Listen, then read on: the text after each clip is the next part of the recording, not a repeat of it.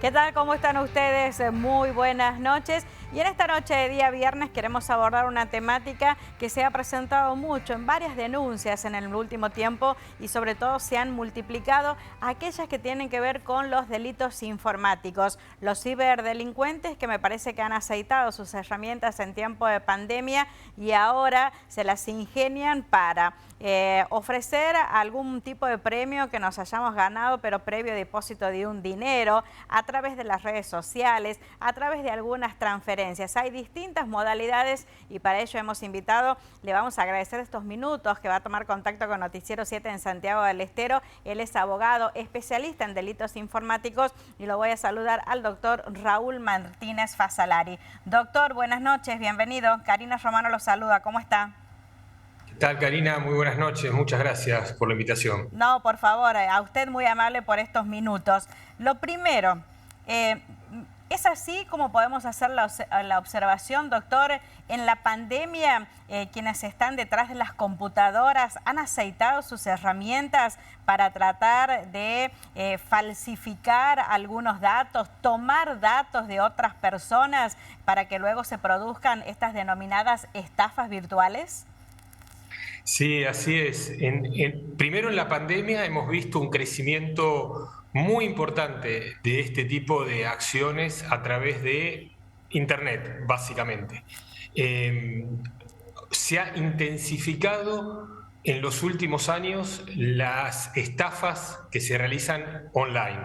Fundamentalmente hay dos acciones que hemos visto reiteradamente. En primer lugar, aquellas acciones que se dan con las cuentas bancarias de los usuarios, de los clientes de cualquier tipo de banco, en donde obtienen de alguna forma, ya sea a través de algún mecanismo de engaño directo con los clientes o a través de alguna artimaña técnica, obtienen las claves, las passwords de acceso y bueno, acceden a la cuenta privada de los usuarios.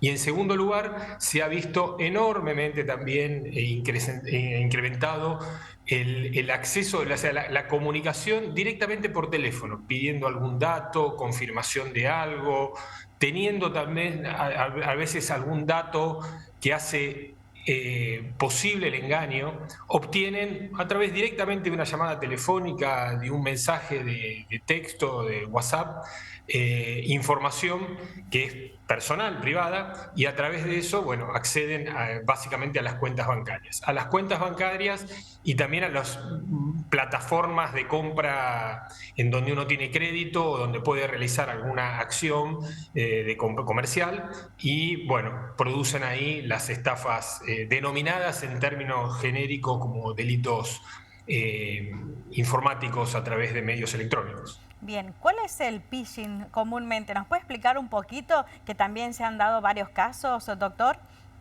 El phishing es una denominación a una acción en donde la palabra misma lo dice, phishing de pescar, o sea, pescan a través de un engaño, a través de haciéndose pasar por alguien que no es, por alguna institución oficial, alguna entidad bancaria, con el logo, por supuesto falso, con el nombre, con la marca, hacen creer al usuario que son esa entidad.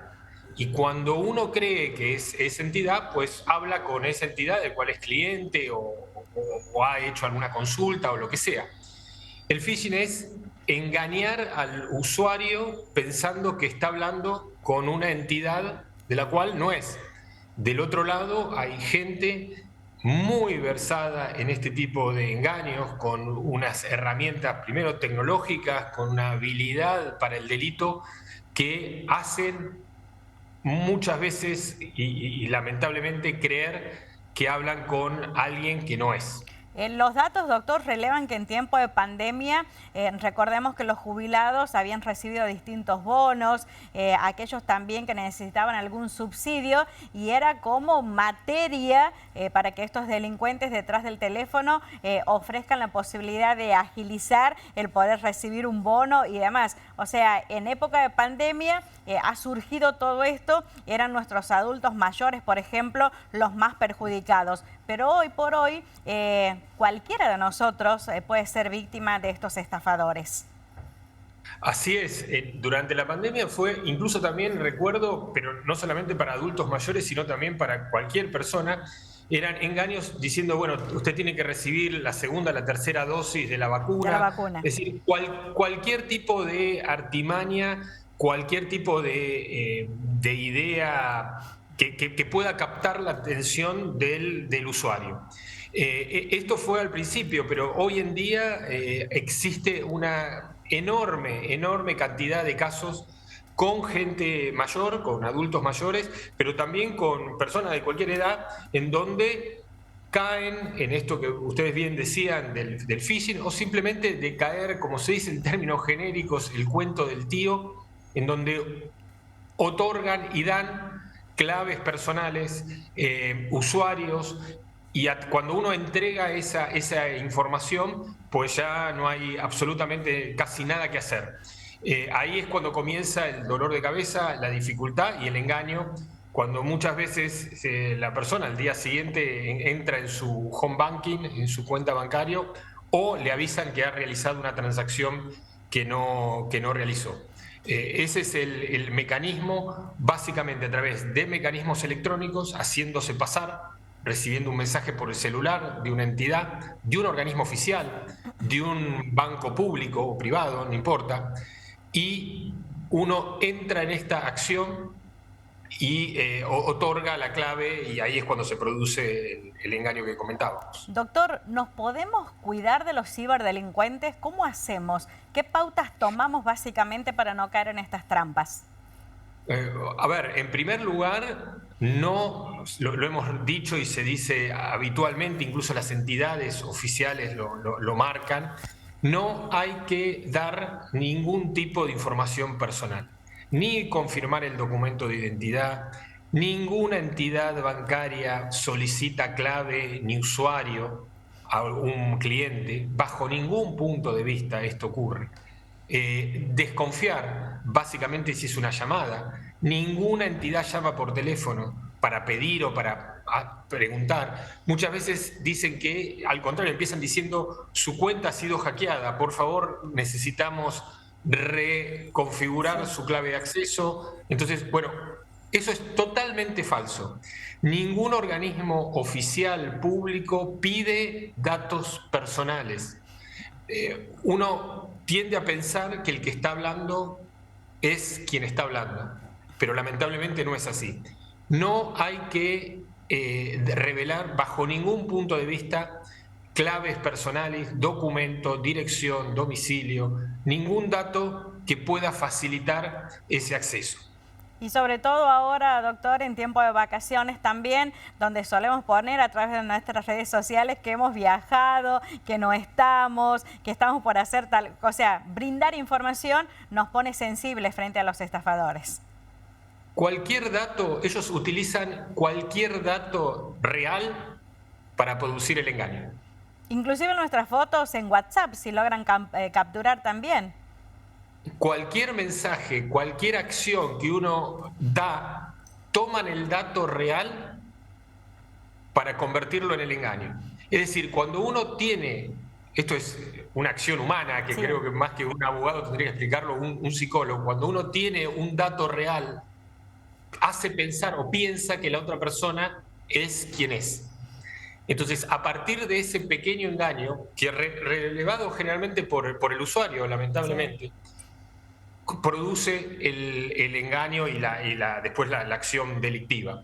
Lo que hay que hacer, y permitime dar Sí. un consejo, si uno puede dar consejo a esta altura de las circunstancias, primero es decir, no relevar ningún tipo de datos, no dar a conocer ningún tipo de dato personal, ninguno, bajo ningún punto de vista. Nadie pide nada, ninguna clave, mucho menos el usuario y la clave personal de un acceso a una cuenta bancaria. Si ocurriese, Sí. cuando ocurre esto, que es la realidad, que ocurre Sí, habitualmente y sí. lo vemos habitualmente, si ocurre, lo que hay que hacer es la denuncia. No hay que quedarse con la angustia, el dolor de cabeza, la desesperación del engaño y de la pérdida económica, porque esto continúa. Uno tiene que denunciar. En realidad, en estos delitos y en cualquier otro delito que se produce, Es fundamental la denuncia. la víctima calla, cuando la víctima calla, el delincuente gana doble, porque continúa delinquiendo, porque continúa estafando, porque continúa en su accionar, y la víctima se multiplica. Lo mejor que hay que hacer hoy en día, los bancos saben de estas acciones. Si esta nota lo hubiéramos tenido hace varios años atrás, uno había que explicarle que era un delito informático. Sí, Hoy en es día, así. tanto las entidades bancarias o las fiscalías, las policías, los juzgados, ya saben que esto es una lamentable realidad. Entonces, partiendo de esta realidad, lo mejor que podemos hacer es, en primer lugar, como usuarios, como clientes, cuidarnos. Somos el primer círculo, la primera frontera que tenemos que cuidarnos nosotros. Ahora, Sí. si eso falla, lo importante es utilizar los recursos que existen para intentar solucionarlo. Doctor, un gusto haber hablado con usted y gracias por estos minutos con Noticiero 7 en Santiago del Estero. Un placer, muchísimas gracias. No, muchísimas gracias a ustedes. Buenas noches, doctor.